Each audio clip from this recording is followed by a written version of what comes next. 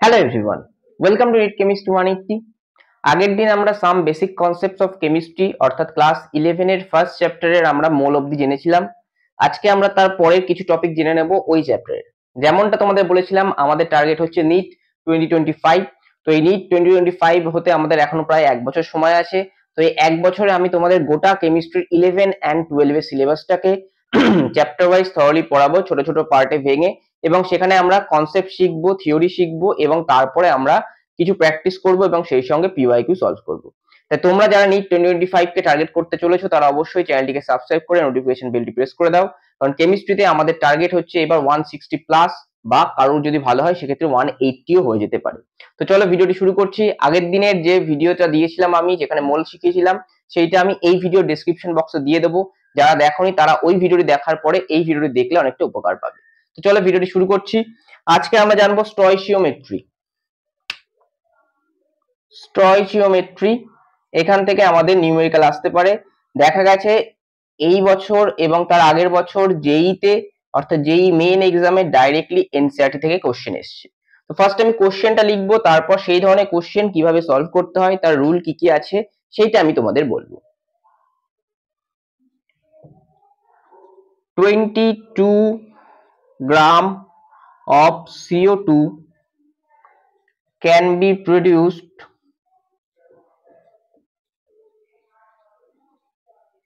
from how many moles of methane? এরকম question কিন্তু as it is NCERT তে আছে, এবং অ্যাজ ইট ইজ এই নিউমেরিক্যালটা চেঞ্জ না করেই, সংখ্যাটা চেঞ্জ না করেই কিন্তু জেই তে দিয়ে দেওয়া হয়েছে। তো এই ধরনের কোশ্চেন নিটেও আমাদের আসতে পারে। তো আমরা একটু দেখে নেবো এই ধরনের কোশ্চেন কিভাবে সলভ করতে হয়। দেখো, মিথেন বলেছে মানে CH4 হচ্ছে ফর্মুলা, একটি হাইড্রোকার্বন হচ্ছে মিথেন। তো এই ধরনের নিউমেরিক্যাল সলভ করার ক্ষেত্রে সবার আগে আমাদের ইকুয়েশনটাকে কি হতে হবে? ব্যালেন্সড কেমিক্যাল ইকুয়েশন হতে হবে।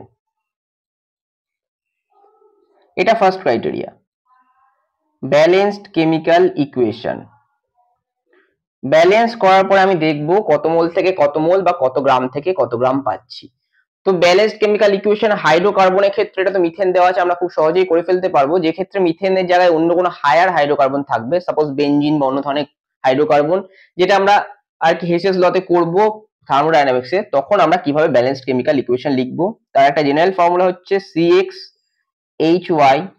যদি হাইড্রোকার্বনের ফর্মুলা হয় তাহলে আমাদের অক্সিজেন লাগবে x+y/4 অক্সিজেন, এবং আমরা এখান থেকে পাবো x number of mole of carbon dioxide and y/2 mole of water. এইটা হচ্ছে আমাদের ফর্মুলা।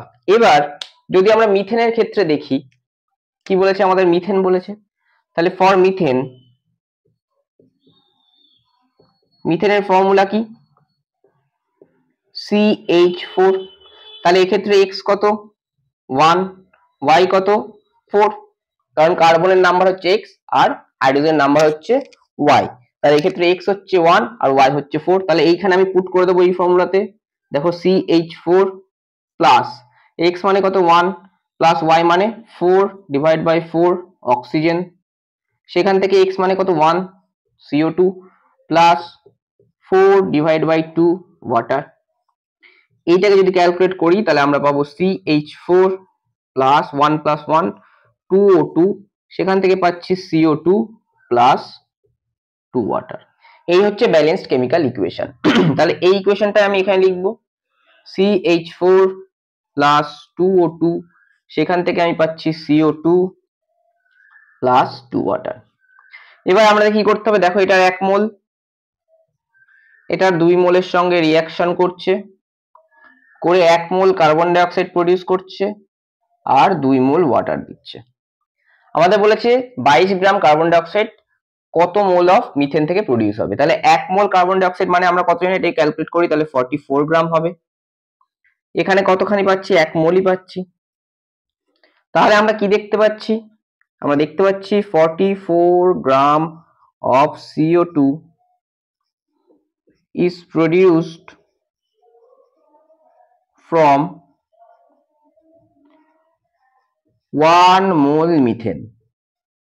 তাহলে 22 গ্রাম কোথা থেকে প্রডিউস হবে, তাহলে ফার্স্ট আমাদের 1 গ্রামে বার করতে হবে।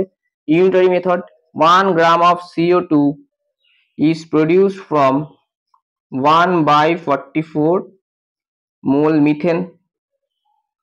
তাহলে 22 গ্রাম CO2, 22 gram CO2 is produced from 22 divided by 44 mole of methane. তো এইটা করলে আমরা পাবো হাফ মোল, মানে 0.5 মোল অফ মিথেন। তাহলে তোমরা দেখতে পারলে আমরা খুব সহজেই কিন্তু এই ধরনের কোশ্চেন সলভ করতে পারলাম। ফার্স্ট ক্রাইটেরিয়া হচ্ছে আমাদের ব্যালেন্সড কেমিক্যাল ইকুয়েশন লিখতে হবে, তারপরে আমাদের তলায় লিখতে হবে কার 1 মোল সঙ্গে কার 2 মোল রিঅ্যাকশন করে কার 1 মোল বা 2 মোল পাচ্ছি। তারপর আমাদের দেখতে হবে সেখানে মাস বলেছে না ভলিউম বলেছে। এটা যদি আমাদের গ্যাসিয়াস স্টেটে হয়, গ্যাসিয়াস স্টেট তো আছে অবশ্যই, তাহলে 1 মোল মানে এটা 22.4 লিটার হবে।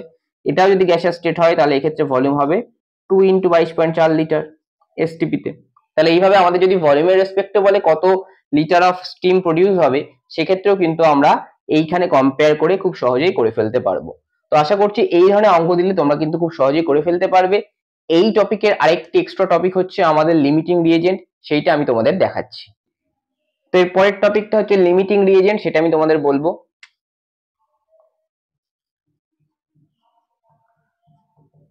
লিমিটিং রিএজেন্ট কাকে বলে? লিমিটিং রিএজেন্ট যেটা আমার কম অ্যামাউন্টে থাকবে, the substance that limits the reaction।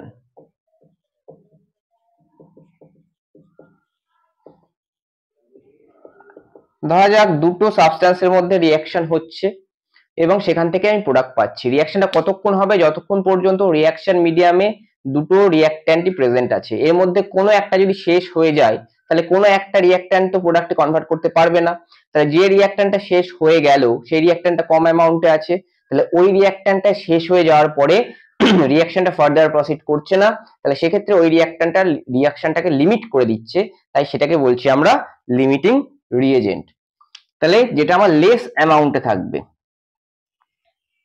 Less অ্যামাউন্টে present থাকবে, সেটাই হচ্ছে আমাদের লিমিটিং রিএজেন্ট। এবার যদি আমাদের কোশ্চেন দেয় for a reaction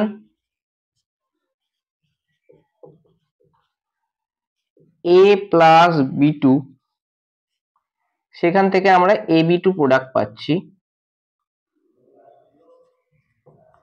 state the limiting reagent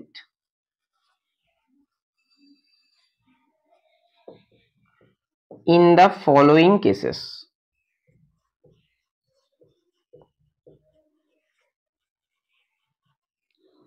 এক নম্বর বলছে আমাদের 1 mole of A plus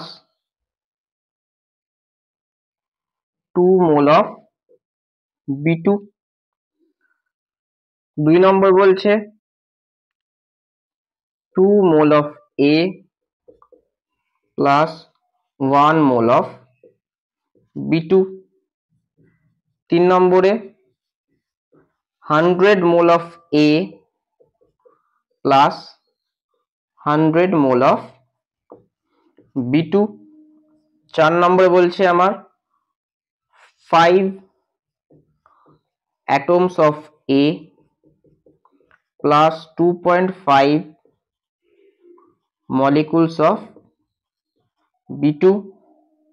5 নম্বরে বলছে 2.5 atoms of A plus 5 molecules of B2।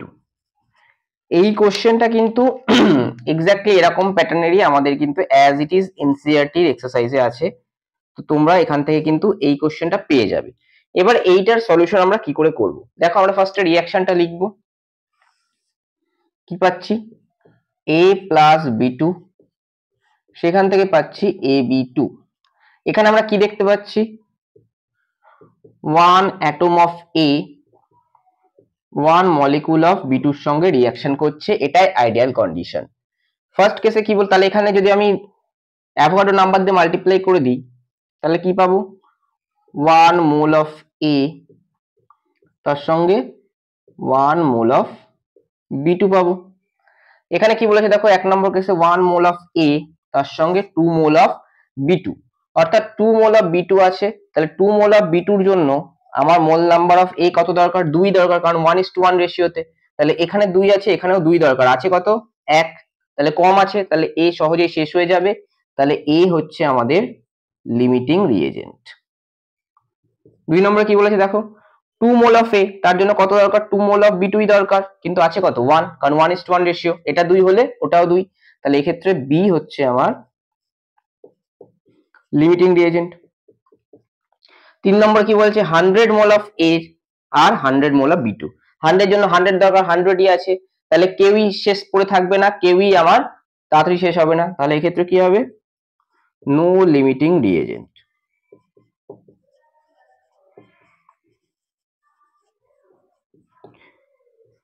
চার নম্বরে কি বলেছে, 5 atoms of A R 2.5 molecules of B। দেখো একটা অ্যাটমের সঙ্গে একটা মলিকুল, তাহলে 5টা অ্যাটমের সঙ্গে 5টা মলিকুল দরকার, কিন্তু আছে কত 2.5, তাহলে কম আছে, তাহলে B হচ্ছে এক্ষেত্রে আমার লিমিটিং রিএজেন্ট।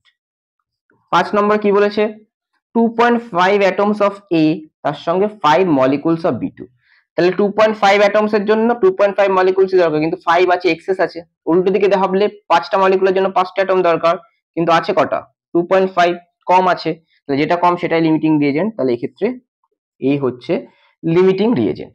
এইটা আমরা একদম বেসিক লেভেলের লিমিটিং রিএজেন্ট এনসিইআরটি এক্সাম্পল থেকে দেখলাম। এবার আমরা লিমিটিং রিএজেন্ট থেকে একটা পিওয়াইকিউ যেই মেনে সলভ করব। তো আমরা এতক্ষণ যেটা শিখলাম লিমিটিং রিএজেন্ট, সেখান থেকে একটা কোশ্চেন আমরা এনসিইআরটি সলভ করলাম। এবার আমরা একই প্যাটার্নে যেই মেন 2019 এর একটি কোশ্চেন দেখব। কি বলেছে, for the reaction N2 + 3H2 2 ammonia, এটা হেভার্স প্রসেসে অ্যামোনিয়া সিনথেসিস, আইডেন্টিফাই ডাইহাইড্রোজেন, অর্থাৎ H2 কে আমাদের লিমিটিং রিএজেন্ট হিসেবে বার করতে হবে এই মিক্সচারগুলোর মধ্যে থেকে। তাহলে যেখানে H2 লেস অ্যামাউন্টে থাকবে দেন রিকোয়ার্ড, অর্থাৎ যে অ্যামাউন্টে দরকার তার থেকে কম অ্যামাউন্টে থাকবে, সেখানেই আমার H2 কি হবে লিমিটিং রিএজেন্ট হবে। তাহলে আমি যদি এখানে লিখি N2 + 3H2 2 অ্যামোনিয়া, তাহলে দেখো এটা 1 মোল, এখানে কত মাস হতো, এখানে মাস হচ্ছে আমাদের 28 গ্রাম, আর এখানে মাস কত, এখানে মাস হচ্ছে আমাদের 6 গ্রাম, অর্থাৎ 28 গ্রামের জন্য 6 গ্রাম দরকার, 6 গ্রামই আছে, তাহলে এখানে কোনো লিমিটিং রিএজেন্ট থাকবে না। নেক্সট বলেছে 14 গ্রামের জন্য কতটা লাগবে, তাহলে এটাকে হাফ করে দাও, 14 গ্রাম, তাহলে এটাও হাফ হয়ে যাবে, কত হবে 3 গ্রাম, তাহলে 14 গ্রামের জন্য দরকার 3 গ্রাম, আছে 4 গ্রাম, তাহলে বেশি আছে, কম তো নেই, তাহলে এটাও লিমিটিং রিএজেন্ট হবে না।